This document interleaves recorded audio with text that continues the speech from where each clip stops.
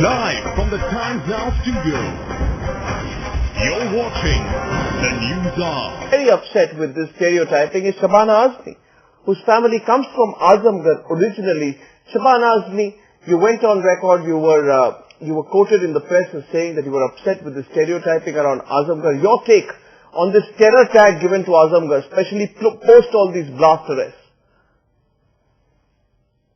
Well, I think to make sweeping generalizations about a people, about a state, about a country are all extremely unfortunate. Because what it does is when you paint everybody with the same brush, then it really leads to a great sense of loss of self and moving away and distancing yourself.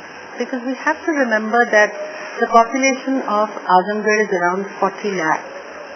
The people who have been arrested or found guilty, and many of them still have to be proved guilty, are not even 0.00001%.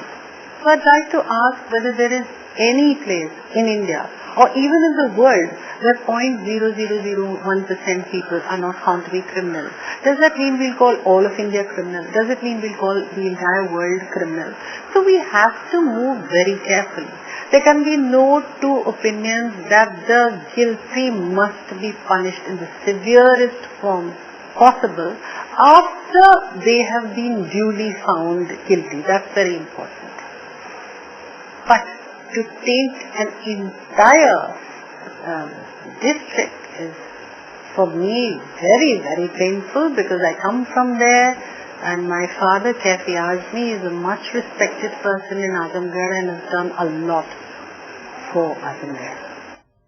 But Ms. Azmi, like you mentioned, Azamgarh, a place best known for its intellectual struggles, communist thinkers. Why do you think it has been suddenly bracketed as a terror den? Do you think it's very unfair? Well, let me tell you a little bit about Azamgarh, okay? Azamgarh played a very important role in the 1857 struggle and then also in the freedom struggle, particularly in the Quit India movement, and put up a very strong resistance against the British, which is why the British came down really heavily on Azamgarh also. And then there were all those attempts to plant indigo to make that land completely not workable for the farmers and all that because of the fact that these people came from there. We also have to remember that there is a thriving sari industry there because all the saris that we think come from Banaras, a whole lot of them also come from Mubarakpur. There is also very strong industry of black pottery over there. We must remember that Azamgarh is the place where an educationist like Maulana Shibli Nomani was there.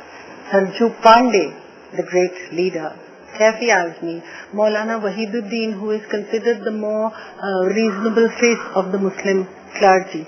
All these people are from there. Now yes, I agree that the literacy law in Azamgarh is lower than the rest of India.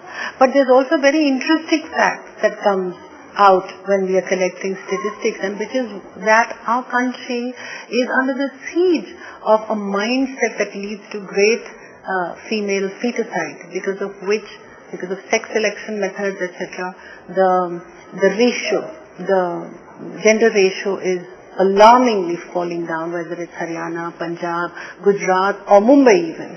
And then you find that in Azamgarh there are 51% women and 49% men.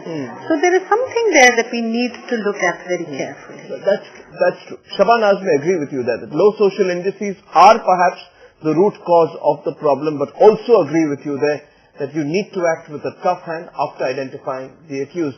Shabana Azmi for speaking out tonight on the News Hour. Thank you. Live from the Times Now studio, you're watching the News Hour.